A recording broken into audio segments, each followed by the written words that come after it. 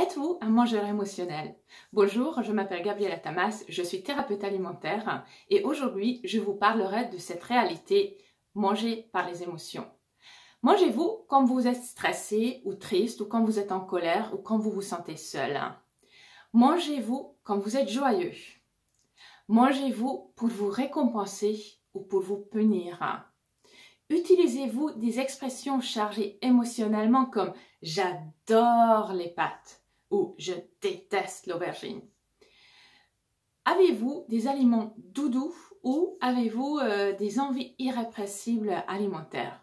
Si vous avez répondu oui à une de ces questions, c'est qu'il y a des chances que vous connaissez cette réalité des mangeurs émotionnels.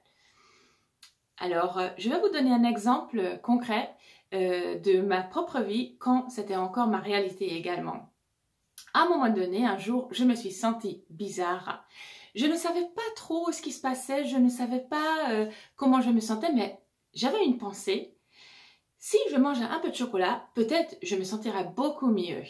Et j'ai commencé à chercher dans mes placards, sauf que j'ai rien trouvé. Et là, il y avait vraiment la tension qui montait.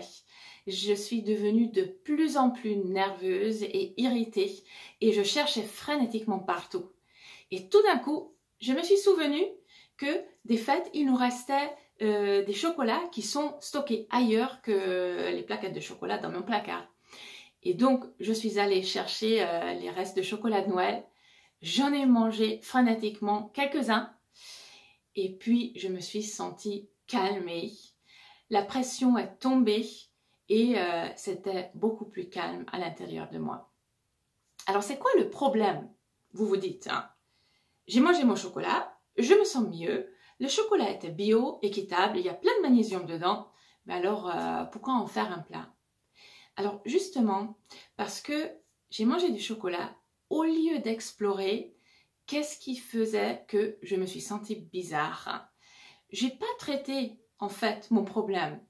J'ai tout simplement essayé de répondre d'une certaine façon qui me remontait le moral ou qui me faisait sentir mieux. Et avec ça, j'ai créé un précédent. C'est-à-dire que j'ai lié un état avec un aliment. Et le problème avec ça, qu'avec ce précédent, comme je n'ai pas traité le problème lui-même, il va revenir dans 2 heures, dans 2 jours, et donc je suis susceptible de répondre de la même manière, c'est-à-dire que je vais manger le chocolat. Bien entendu, il y a autre chose derrière ça, c'est-à-dire que quand on mange du chocolat, en tout cas dans mon cas, après bien entendu, ça peut être d'autres aliments, si on mange quelque chose avec une plus grande fréquence, ce qu'on considère comme normal, ou alors si on en mange un peu plus qu'on considère comme normal, on peut avoir un sentiment de honte, on peut avoir un sentiment de culpabilité. Ce qui fait que nous allons avoir moins d'estime de nous-mêmes parce qu'on va se considérer comme quelqu'un qui n'a pas de volonté. Et donc, on va se sentir pas bien, on va vouloir se remonter le moral et donc peut-être on va de nouveau manger cet aliment pour nous remonter le moral. Il y a vraiment ce cercle vicieux qui s'installe. Ça peut être une vraie addiction puisqu'on n'a pas d'autre choix en fait que de répondre à cet appel ou alors il faut vraiment avoir d'autres outils. Il y a aussi le côté physique bien entendu parce que quand on mange des biscuits ou des viennoiseries ou des bonbons ou de chocolat avec une fréquence un peu trop élevée ou alors en trop grande quantité, forcément on peut avoir un surpoids, on peut avoir un mécontentement par rapport à notre image, ce qu'on donne aux autres, ou nos vêtements ils peuvent être un peu trop étroites à notre goût. Et il peut y avoir aussi une histoire de glycémie instable qui s'installe ou éventuellement des maladies. Et donc forcément, c'est quelque chose qu'on ne vit pas bien.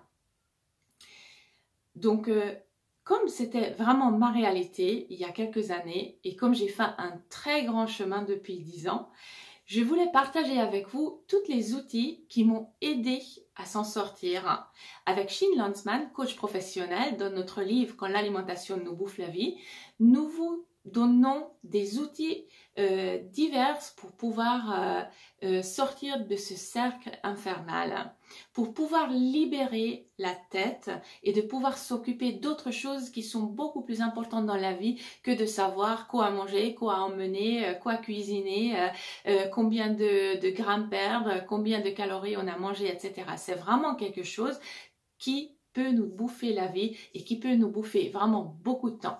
Alors dans notre livre, nous vous donnons des outils, des exercices, des exercices d'introspection pour avoir des portes d'entrée dans votre problématique. Vous pouvez commencer par la pleine conscience ou par le contenu de votre assiette ou encore par votre propre histoire familiale et personnelle pour pouvoir s'en sortir. Alors peut-être aujourd'hui vous avez répondu oui à ces questions au début, mais sachez que c'est tout à fait possible de s'en sortir et c'est juste une question de temps.